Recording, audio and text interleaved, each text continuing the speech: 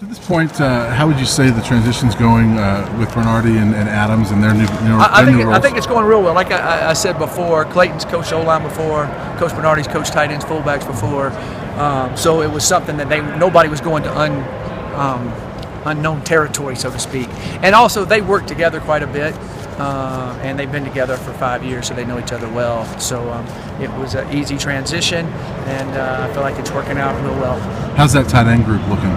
Tight end group's looking good. Sean Irwin is doing what I expect Sean Irwin to do. I think he's an all-around, really excellent Pac-12 tight end. Some guys are just receivers, or some guys are just blockers.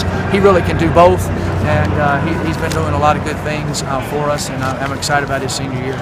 Is George Frazier working at tight end, fullback? George, yes, similar exactly, and we're doing a lot of different things with him, and he plays on all the special teams too. So when you look up, George plays a lot of plays in the game.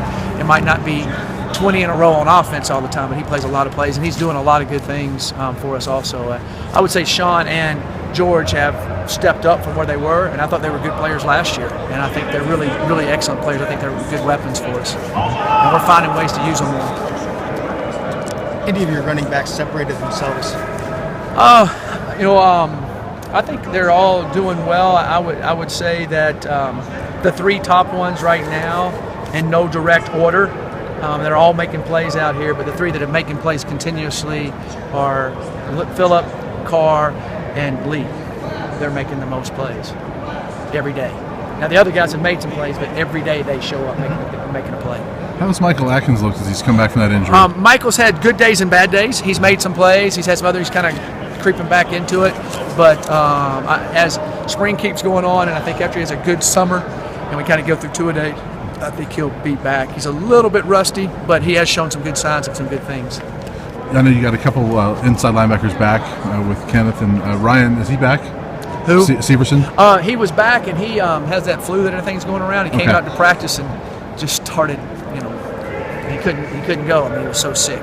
But with a couple of those guys back, is Shaver back to outside? No, we're keeping Shaver inside because he did really well while they were gone, and he's done really well there. And some of our outside guys, N.J. Fallow, to me, has made a big step in the last two practices since we got back from spring break. It's kind of like he was doing good before spring break. It's kind of like on spring break, he kind of watched everything, got everything, kind of like the light bulb went higher, and kind of like the dimmer switch. His is all the way, close to all the way up now, which is exciting. He's making sacks and making plays, and I just feel like that he's the old saying I always have that I stole from Coach Parcells: knowledge equals confidence equals playing fast. And I think his knowledge, and he's comfortable, and now he's playing fast because he's a great athlete. So Shaver will stay at inside. Shaver's going to stay inside right now, but he's a utility type guy that could play inside or outside with injuries, but he's looked good inside.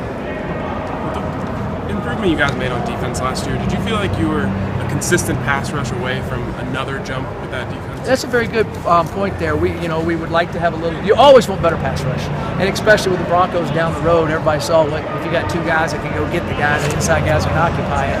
You can make $20 million or whatever he makes. I don't know, but you always want that.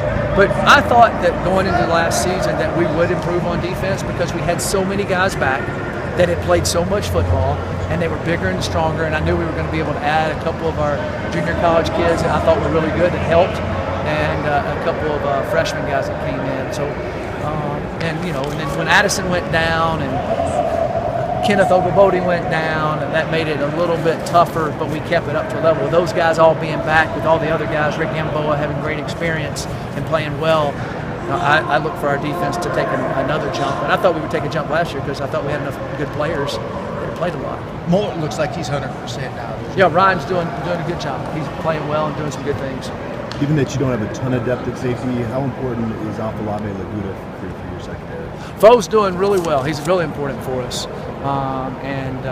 So he's doing a good job. He can play both. All our safeties can play either free or strong, whatever you want to call it. So we alternate them at all spots, so we're able to have depth everywhere across the board on that. So we get more depth in that area.